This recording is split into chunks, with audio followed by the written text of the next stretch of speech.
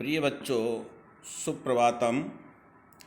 मैं प्रभुदयाल मिश्रा, वरिष्ठ अध्यापक, राजकीय वरिष्ठ उपाध्याय, संस्कृत विद्यालय मोरिजा ई कक्षा में आपका हार्दिक स्वागत करता हूँ। बच्चों, आज हम कक्षा 9 सामाजिक विज्ञान समकालीन भारत भाग 1 भूगोल की पाठ्य पुस्तक के अध्याय 5, जिसका नाम है प्राकृतिक वनस्पति तथा वन्य प्राणी के अंतर्गत वनस्पति के प्रकार के बारे में अध्ययन करेंगे। हमारे देश में विभिन्न प्रकार की प्राकृतिक वनस्पतियाँ पाई जाती हैं, जिसे हम निम्न प्रकार देख सकते हैं। नंबर 1, उष्णकटिबंधीय सदाबहार वन। नंबर 2, उष्णकटिबंधीय पर्णपाती वन। नंबर 3, उष्णकटिबंधीय कटीले वन तथा झाड़ियाँ। नंबर 4, पर्वतीय वन। और नंबर 5, मैंग्रोव वन। बच्चों, क्या आप जानते हैं India state of forest report 2011 के अनुसार भारत में वनों का कुल क्षेत्रफल भारत के क्षेत्रफल का 21.05% है। यानी हमारे देश का जो क्षेत्रफल है उसका केवल 21.05% क्षेत्रफल पर ही वन उपलब्ध हैं। देखिए, ये भारत के मानचित्र में वनों को दिखाया है। हम वनों को समझें इससे पहले वनस्पति के जो प्रकार हैं उनको विभिन्न रंग से दर्शाए गए हैं। उष्णकटिबंधीय सदाबहार वनों को गहरे हरे रंग से दर्शाया है। उष्णकटिबंधीय पर्णपाती वन को हल्के हरे नीले रंग से दर्शाया गया है। पर्वतीय वन को हरे रंग से दर्शाया है। मैंग्रोव वन को भूरे रंग से और उष्णकटिबंधीय कटीले वन को हल्के सफ़ेद पीले रंग से दर्शाया है। देखिए, ये भारत के मानचित्र में हम दक्षिण से देखें, लक्षद्वीप समूह, अंडमान निकोबार द्वीप समूह, पश्चिमी तट का पश्चिमी घाट, पूर्वी तट पे तमिलनाडु का ये भाग, थोड़ा इधर से उड़ीसा, पश्चिमी बंगाल, आसाम क्षेत्र, नागालैंड, त्रिपुरा, इन समस्त भागों में उष्णकटिबंधीय सदाबहार वन पाए जाते हैं। विस्तार से हम इनके बारे में आगे पढ़ेंगे। उष्णकटिबंधीय पर्णपाती वन, जिन्हें ये स्काई ब्लू आसमानी रंग से दिखाया गया है। देखिए, ये उष्णकटिबंधीय सदाबहार वनों के साथ की ये जो पट्टी है स्काई ब्लू रंग की, जो ये तमिलनाडु, केरल, कर्नाटक, पश्चिम कर्नाटक के बाद ये महाराष्ट्र, इधर से मध्य प्रदेश का भाग है, छत्तीसगढ़ है, आंध्र प्रदेश है, तेलंगाना है, बिहार है, उत्तर प्रदेश का ये भाग है जो हिमाचल होकर के थोड़ा जम्मू कश्मीर तक चला गया। इस भाग में पर्णपाती वन पाए जाते हैं।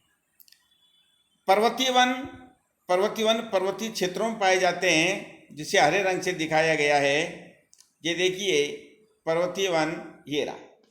अरुणाचल प्रदेश है, आसाम है, सिक्किम है, उत्तराखंड है, हिमाचल है, जम्मू कश्मीर है, यहाँ पर्वतीय वन पाए जाते हैं।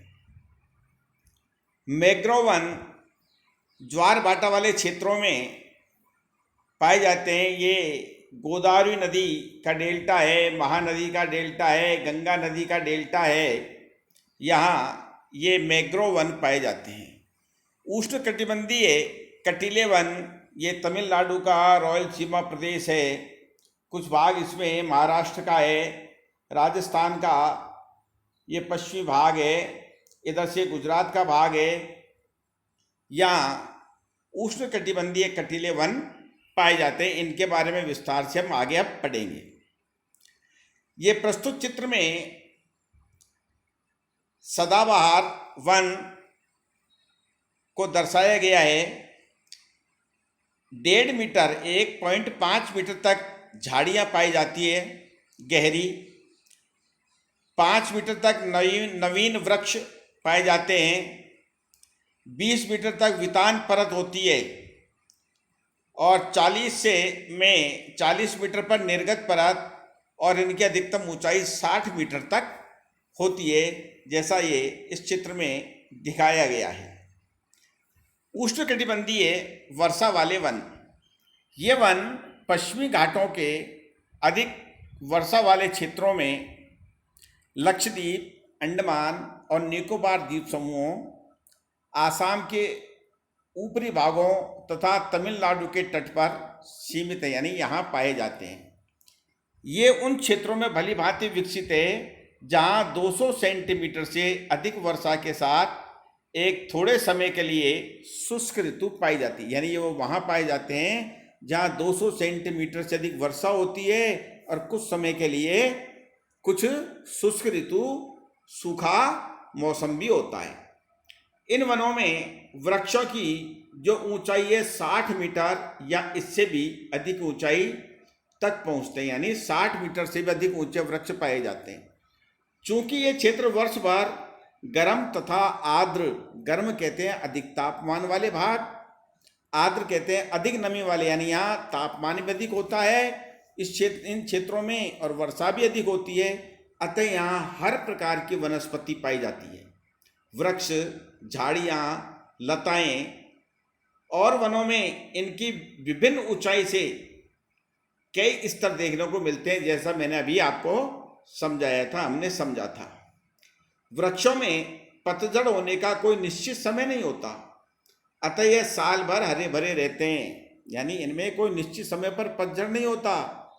पत्ते इनके पकते रहते हैं, गिरते रहते हैं, नई पत्तियां आती रहती हैं, इसलिए साल भर तक ये हरे भरे रहते हैं, इसीलिए इनको सदाबहार वन भी कहते हैं। इन वनों में पाए जाने वाले व्यापारिक महत्व के कुछ वृक्ष हैं। आबनूस, जिसे एबोनी कहते हैं, महोगनी, रोजवुड, रबड़ और सिंकोना।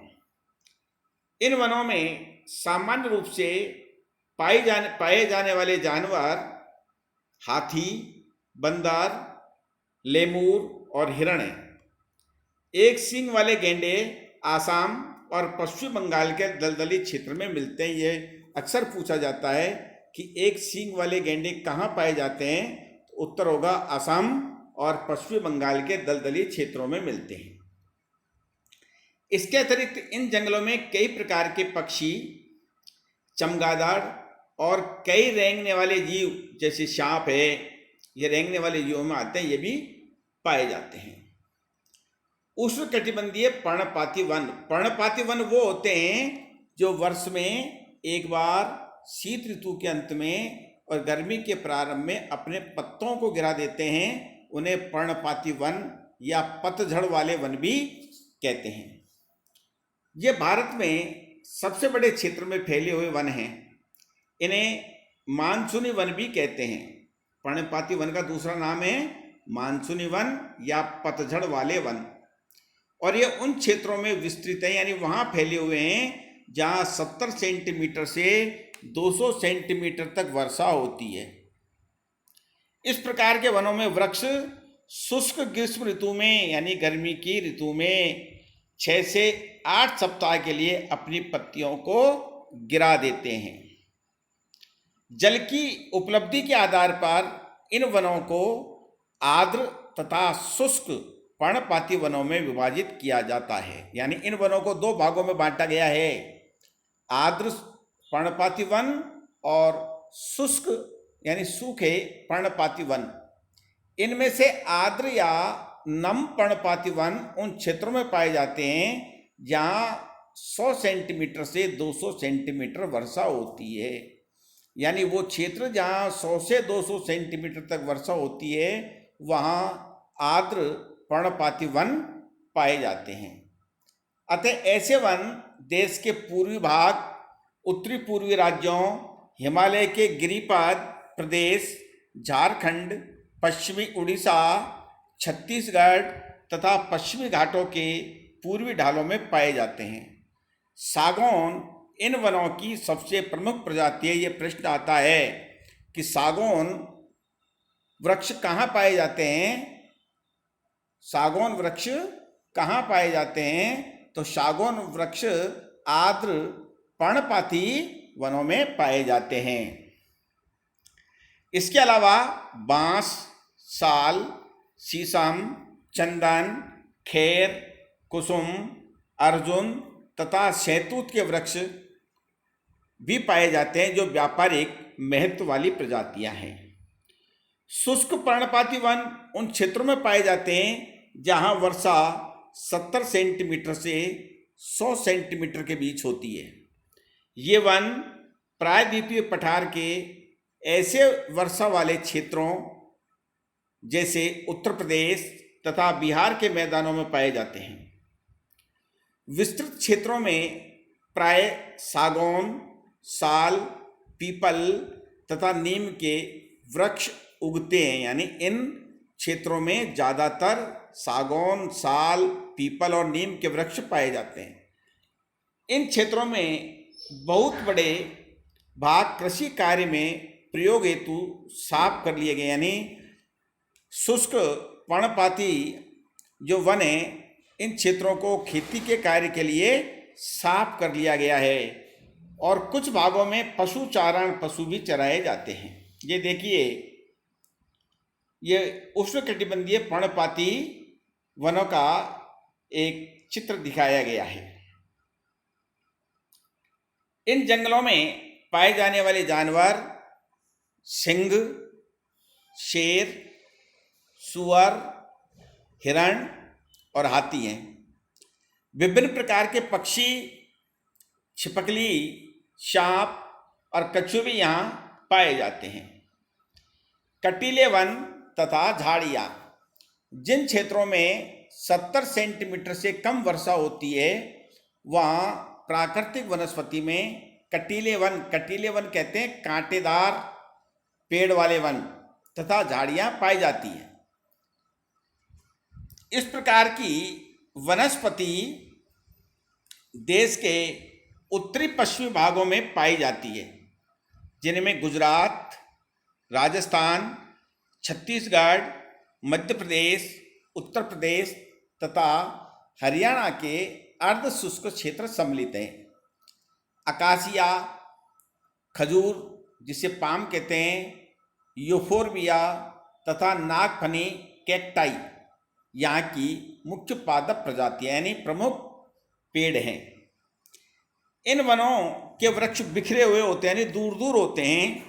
इनकी जड़ें लंबी तथा जल की तलाश में चारों ओर फैली होती है। यानी उष्णकटिबंधीय जो कटीले वन हैं इन पेड़ों की जड़ें लंबी होती हैं और दूर दूर चारों ओर फैली हुई होती है। पानी की तलाश में जमीन के अंदर चारों ओर फैल जाती हैं। पत्तियां छोटी होती हैं जिनसे वाष्पीकरण कम से कम हो सके। शुष्क भागों में झाड़ियां और कटीले पादप यानी पेड़ पाए जाते हैं। पादप कहते हैं पेड़ पौधों को। ये देखिए, कटीले वन तथा झाड़ियां दिखाई हैं। इसमें देखिए नागफनी है, कैक्टस है, इधर से ये डंडा थुअर है, ये बबूल है, खेजड़ा है, इस प्रकार। और देखिए बालू के टीले दिखाए गए हैं। दूर दूर वृक्ष पाए जाते हैं। इन वनों में प्राय चूहे, खरगोश, लोमड़ी, भेड़िए, शेर, सिंह, जंगली गधा, घोड़े और ऊंट पाए जाते हैं। पर्वतीय वन, पर्वतीय क्षेत्रों में तापमान की कमी तथा ऊंचाई के साथ साथ प्राकृतिक वनस्पति में भी अंतर दिखाई देता है। यानी पर्वतीय क्षेत्रों में तापमान की कमी हो जाती है और ऊंचाई के कारण पेड़ पौधों में, वनस्पतियों में अंतर दिखाई देता है। वनस्पति में जिस प्रकार का अंतर हम उष्णकटिबंधीय प्रदेशों से टुंड्रा की ओर देखते हैं, टुंड्रा प्रदेश वो होते हैं जहाँ हमेशा वर्ष भर बर्फ जमी रहती है, उसी प्रकार का अंतर पर्वतीय भागों में ऊंचाई के साथ साथ भी देखने को मिलता है। जैसे जैसे हम पर्वतीय क्षेत्रों में ऊंचाई की ओर जाते हैं, वनस्पति में अंतर आता चला जाता है। ये देखिए पर्वतीय वन का चित्र दिखाया गया है।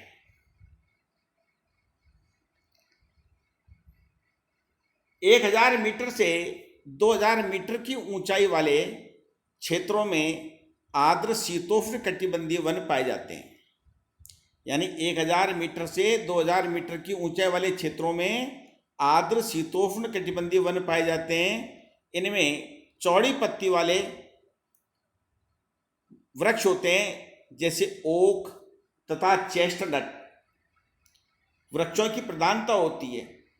1500 से 3000 मीटर की ऊंचाई के बीच शंकुधारी, कोणधारी वृक्ष पाए जाते हैं, जैसे चीड़ जिसको पाइन बोलते हैं, देवदार, सिल्वर फर, स्प्रूस, सीडर आदि। ये वन प्राय हिमालय की दक्षिणी ढलानों, दक्षिणी और उत्तर पूर्वी भारत के अधिक ऊंचाई वाले भागों में पाए जाते हैं। अधिक ऊंचाई पर प्राय शीतोष्ण कटिबंधीय घास के मैदान पाए जाते हैं। प्राय 3600 मीटर से अधिक ऊंचाई पर शीतोष्ण कटिबंधीय मैदानों, शीतोष्ण कटिबंधीय वनों तथा घास के मैदानों का स्थान अल्पाइन वनस्पति ले लेती है। अल्पाइन वनस्पति में आती है सिल्वर फर, जूनिपर, पाइन व बर्च। ये इन वनों के मुख्य वृक्ष हैं। जैसे जैसे हिमरेखा, हिमरेखा कहते हैं जहाँ से पर्वतों पर बर्फ प्रारंभ हो जाती है, के निकट पहुँचते हैं, इन वृक्षों के आकार छोटे होते चले जाते हैं। यानी वृक्षों की ऊंचाई कम होती चली जाती है। अंततः झाड़ियों के रूप के बाद वे अल्पाइन घास के मैदानों में विलीन हो जाते हैं, अल्पाइन घास के मैदानों में बदल जाते हैं। इनका उपयोग गुज्जर तथा बकरवाल जैसी घुमक्कड़ जातियों द्वारा पशु चारण के लिए किया जाता। फिर ये जो अल्पाइन घास के मैदान हैं, इसमें गुज्जर तथा बकरवाल जो पशु चारण के करने वाली जातियां हैं, वो अपने पशुओं को ले जा करके यहाँ चराते हैं। अधिक ऊंचाई वाले भागों में मांस, लिचन घास, टुंड्रा वनस्पति का एक भाग है। इन वनों में प्राय कश्मीरी महामृग, चित्रा हिरण, जंगली भेड़, खरगोश, तिब्बतीय बारहसिंगा, याक, हिम, तेंदुआ, गिलहरी, रीछ, आइबेक्स, कहीं कहीं लाल पांडा, घने बालों वाली भेड़ तथा बकरियां पाई जाती हैं। अब आता है मैंग्रोव वन। यह वनस्पति तटवर्ती क्षेत्रों में जहां ज्वार भाटा आते हैं वहां पाई जाती है। यानी मैंग्रोव वन कहाँ पाए जाते हैं? तटीय क्षेत्रों में जहां ज्वार भाटा आते हैं वहां की ये महत्वपूर्ण वनस्पति है, वहीं पर मैंग्रोव वन पाए जाते हैं। मिट्टी और बालू तटों पर एकत्रित हो जाती है। यानी जब ज्वार भाटा आता है, ज्वार आता है तो उसके साथ मिट्टी और बालू तटों पर एकत्रित हो जाती है। ये देखिए, ये मैंग्रोव वन का एक चित्र दिखाया गया है। घने मैंग्रोव एक प्रकार की वनस्पति है जिसमें पौधों की जड़ें पानी में डूबी रहती हैं, यानी मैंग्रोव एक वनस्पति का नाम है। और इनकी विशेषता क्या है कि पौधों की जो जड़ होती है वो पानी में डूबी रहती है। गंगा, ब्रह्मपुत्र, महानदी, गोदावरी, कृष्णा तथा कावेरी नदियों के डेल्टा भागों में यह वनस्पति मिलती है। यानी जो डेल्टाई प्रदेश हैं, गंगा, ब्रह्मपुत्र, महानदी, गोदावरी, कृष्णा, कावेरी, इन नदियों के डेल्टाई भागों में ये मैंग्रोव वन पाए जाते हैं। गंगा ब्रह्मपुत्र डेल्टा में सुंदरी वृक्ष पाए जाते हैं, जिनसे मजबूत लकड़ी प्राप्त होती है। देखिए, गंगा और ब्रह्मपुत्र का जो डेल्टा है वहाँ सुंदरी नामक वृक्ष पाए जाते हैं। यह मजबूत लकड़ी होती है और इसीलिए गंगा ब्रह्मपुत्र के डेल्टाई वन को सुंदर वन के नाम से भी जाना जाता है। नारियल, ताड़, चौड़ा व एंगार के वृक्ष भी इन भागों में पाए जाते हैं।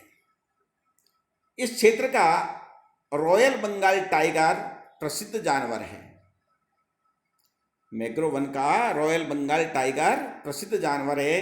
इसके अलावा कछुए, मगरमच्छ, घड़ियाल एवं कई प्रकार के सांप भी इन जंगलों में मिलते हैं।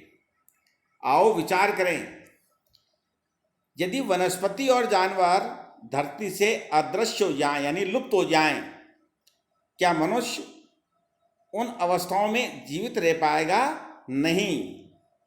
यदि पृथ्वी से वनस्पति और जानवर लुप्त हो जाए तो मनुष्य जीवित नहीं रह सकता। जैव विविधता क्यों अनिवार्य है और इसका संरक्षण क्यों आवश्यक है? देखिए, जैव विविधता हमारी प्रकृति का एक वो गुण है जो हमें, जो पृथ्वी की भौगोलिक, जलवायु, तापमान संबंधी भिन्नता है, उसमें विभिन्न प्रकार के जीव जंतु, वनस्पति यानी प्राणी जगत और वनस्पति जगत विकसित होता है और इन विविधताओं को के बारे में हमको जानकारी होती है। यदि जैव विविधता नहीं होगी तो सभी क्षेत्रों में एक जैसी न वनस्पति हो सकती है और न जीव जंतु रह सकते हैं। इसलिए हमें इनका संरक्षण करना चाहिए। यदि हम इनका संरक्षण नहीं करेंगे तो ये विविधता समाप्त हो जाएगी। कुछ औषधीय पादप आपकी पाठ्य पुस्तक में दिए हैं, उनके नाम हैं, आपके यहाँ इसमें दिखाया गया है कि भारत प्राचीन समय से अपने मसालों तथा जड़ी बूटियों के लिए विख्यात रहा है। आयुर्वेद में लगभग 2000 पादपों का वर्णन है और कम से कम 500 तो निरंतर प्रयोग में आते रहे हैं। विश्व संरक्षण संघ ने लाल सूची के अंतर्गत 352 पादपों की गणना की है, जिसमें से 52 पादप अति संकटग्रस्त हैं। यानी 52 पेड़ पौधे, तो 52 प्रजातियां पेड़ पौधों की ऐसी है जो संकटग्रस्त है, उनके लुप्त होने की स्थिति में आ गई है। और पादपों को विनष्ट होने का खतरा है। भारत में प्राय औषधि के लिए प्रयोग होने वाले कुछ पादप निम्नलिखित हैं। सर्पगंधा, इसका उपयोग रक्तचाप के निदान के लिए होता है और केवल भारत में ही ये पाया जाता है। जामुन, पके हुए फल से सिरका बनाया जाता है जो वायुसारी और मूत्रवर्धक है और इसमें पाचन शक्ति के भी गुण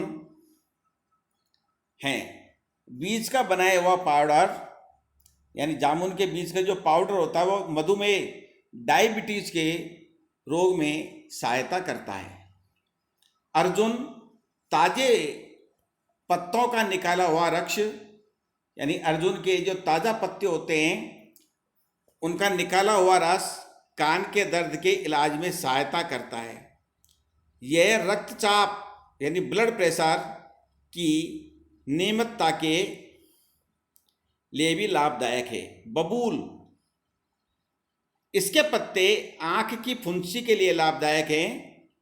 इससे प्राप्त गोंद का प्रयोग शारीरिक शक्ति की वृद्धि के लिए होता है। नीम जैव और जीवाणु प्रतिरोधक है। तुलसी, पादप, जुकाम और खांसी की दवा में इसका प्रयोग होता है। कचनार, फोड़ा, अल्सर व दमा रोगों के लिए प्रयोग होता है। इस पौधे की जड़ और कली पाचन शक्ति में सहायता करती है। इसी प्रकार आप अपने क्षेत्र के औषधीय वृक्षों की पहचान कर सकते हैं। कौन कौन से पौधे औषधि के लिए प्रयोग होते हैं और उस स्थान के लोग उनका कौन कौन सी बीमारियों में प्रयोग करते हैं। प्राकृतिक पारिस्थितिक तंत्र मनुष्य के जीवन के लिए अनिवार्य है। क्या यह संभव है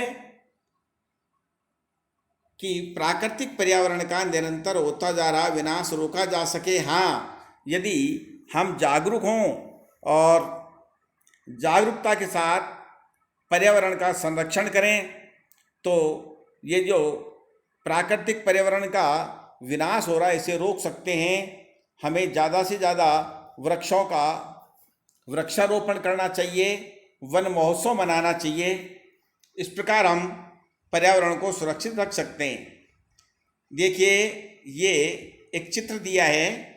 क्या आप चित्र देखकर बता सकते हैं कि यह किस प्रकार का वन है? इस चित्र में आप कितने प्रकार के वृक्षों को पहचान सकते हैं? अपने क्षेत्र में पाई जाने वाली वनस्पति तथा इस वनस्पति में आप किस प्रकार समानता असमानता पाते हैं? देखिए, ये एक पर्वतीय क्षेत्र का वन है जहाँ नीचे ये जो गहरा दिखाया गया है ये सदाबहार वन है और पर्वतीय क्षेत्रों में फिर ये पर्वतीय वन शुरू हो गए हैं। ये हमारे क्षेत्र से भिन्न हैं। अगले बिंदु में हम वन्य प्राणियों के बारे में अध्ययन करेंगे। आशा है आपको वनों के प्रकार भली भांति समझ में आ गए होंगे। धन्यवाद। अस्तु।